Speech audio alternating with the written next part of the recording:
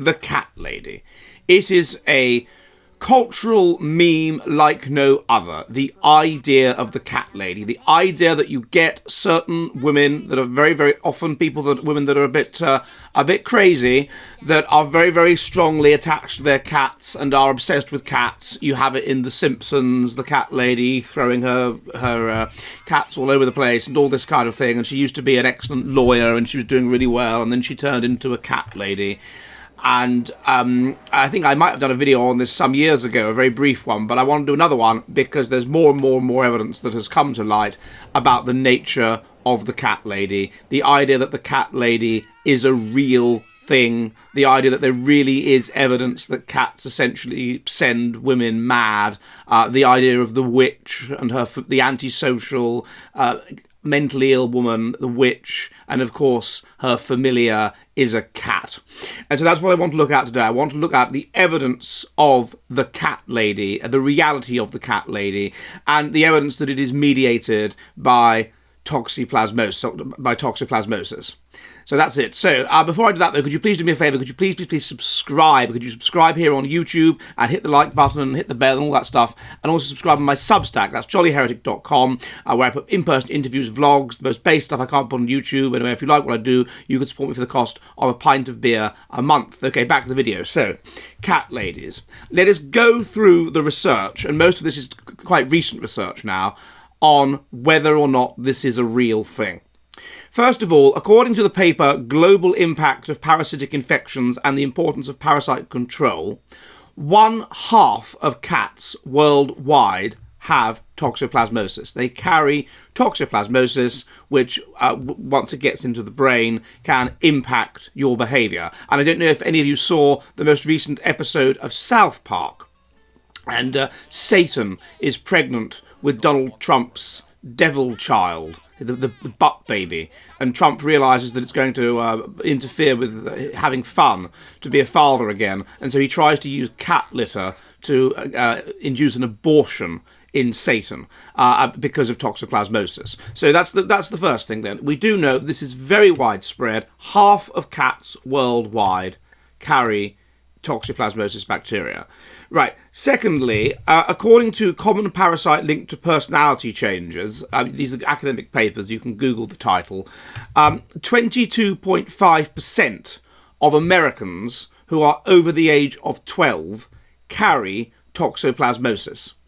And they carry it because almost certainly because they have been in too much contact with cats. They have been in too close a contact with cats. So they carry this parasite. Thirdly, according to Toxoplasma parasite influences personality and aggression.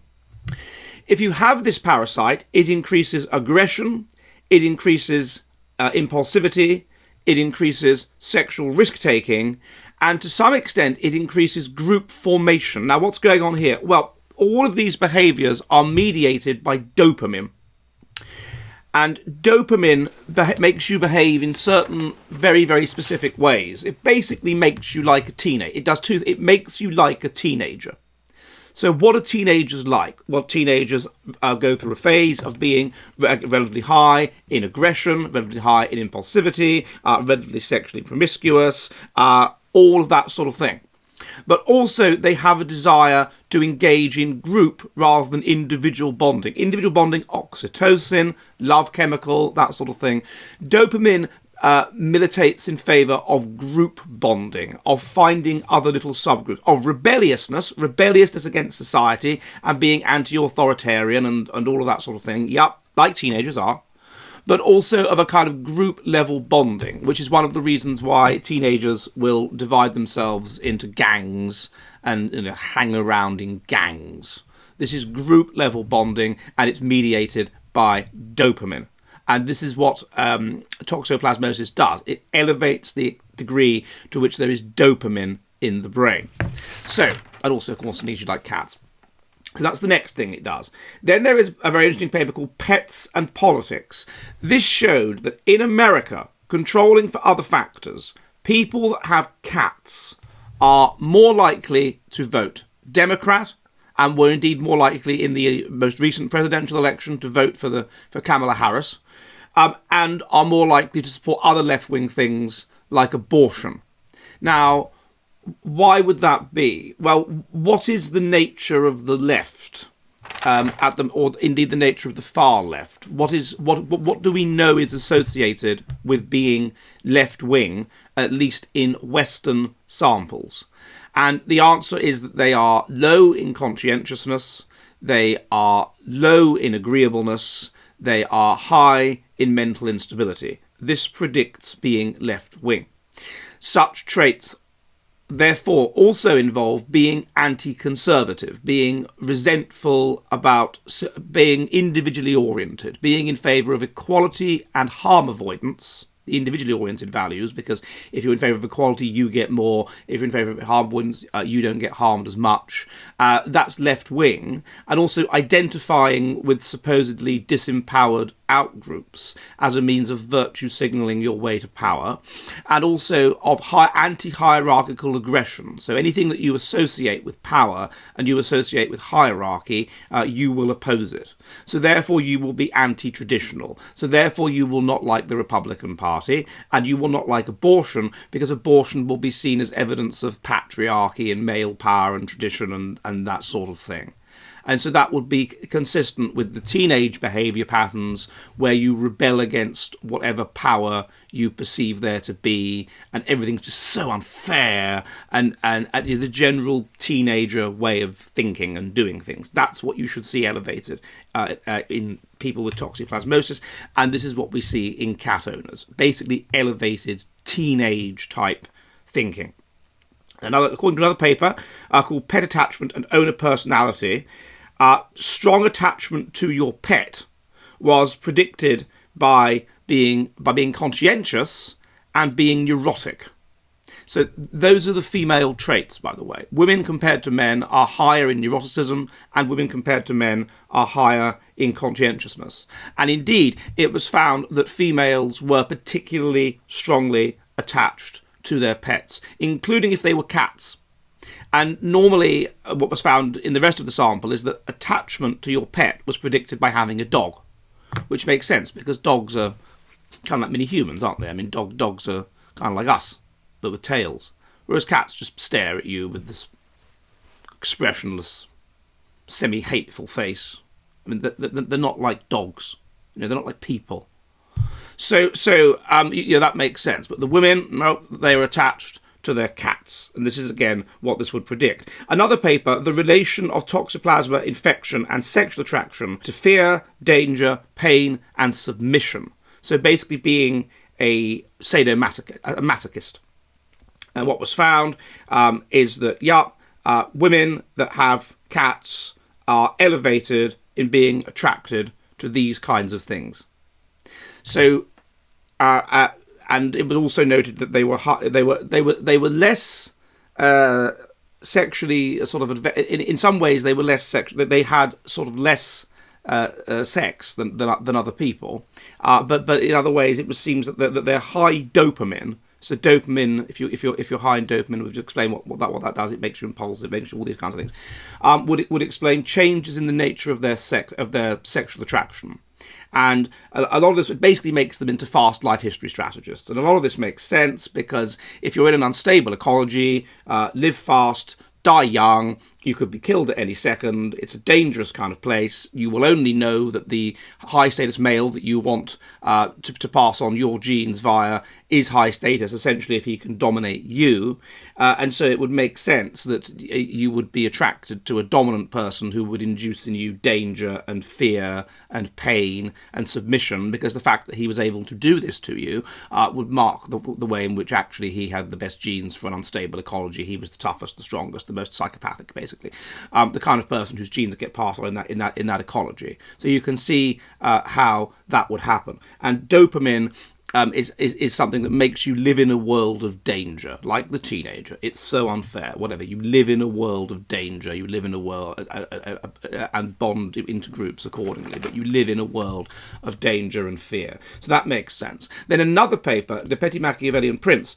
And this argues that people that have women that have cats were found to be more tribal less liberal and less anti-authoritarian. Now, that's a bit of an outlier. That doesn't fit with the earlier paper from America. And that might be because in somewhere like, this is a paper from the Czech Republic, things are a bit different in terms of the relationship between conservatism and liberalism and social conformity.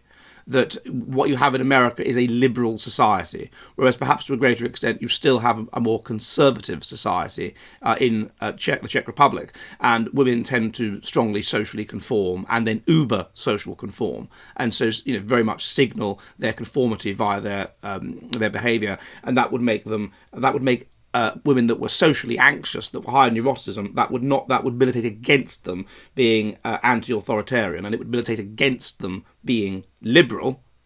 But yet, weakly so. But you still see that they are more tribal, and that tribalism is predicted by the dopamine. The dopamine is predicted by the toxoplasmosis.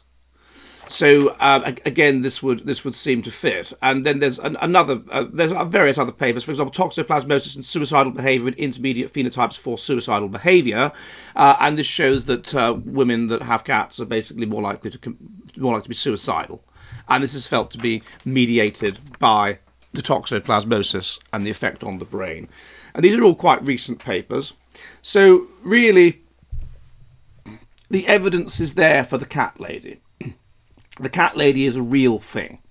And we might go so far as to argue that part of the reason for extreme, shrill, tantruming liberalism among American women, based on these data, is cats. I can't say how much they are contributing to wokeness among American women, but most of these studies, with the exception of the Czech study, and there's a reason why that's an exception, i.e. it's in the Czech Republic, are indicating the same thing, which is that women like cats, particularly women that are a bit unstable, they like cats, they get very attached to their cats, partly possibly because of toxoplasmosis, and then toxoplasmosis makes those women into basically screaming, tantruming teenagers of precisely the kind that are therefore in our own society going to be inclined to be left-wing and indeed super left-wing and signal their left-wingness and so on. The screaming, tantruming stereotype of the young liberal female would one suspects be partly related to toxoplasmosis and partly related to cats. And of course then this makes such perfect sense of the historical evidence of the stereotype that witches, who, if you read my book, second edition of it is now out, don't buy the first edition, second edition is better, Witches, Feminism, The Fall of the West, these people were antisocial women, and it was widely understood. They weren't just some innocent people. They were innocent. I mean, they weren't guilty of witchcraft, unless you actually believe in witchcraft, but they were guilty of cursing people in a context in which people believe in the curse, and the nocebo effect, i.e. the opposite of the placebo effect, is very real. And those women, and they were deeply antisocial and whatever, and those women stereotypically had cats. And you can see that it's going to be a symbiotic relationship whereby perhaps the kind of people that get cats are going to be less extrovert, less happy, less jolly, more neurotic than the kind of people that get dogs. But then once they do, then if the cat has toxoplasmosis, it will go to work to make them even more attracted to cats and to alter their personality such that they are more attracted to cats, of course, but also such that they become basically giant screaming teenagers. So that was an interesting, chaps, and I will see you soon, and tally-ho, and goodbye. Are you ready for the future of the West?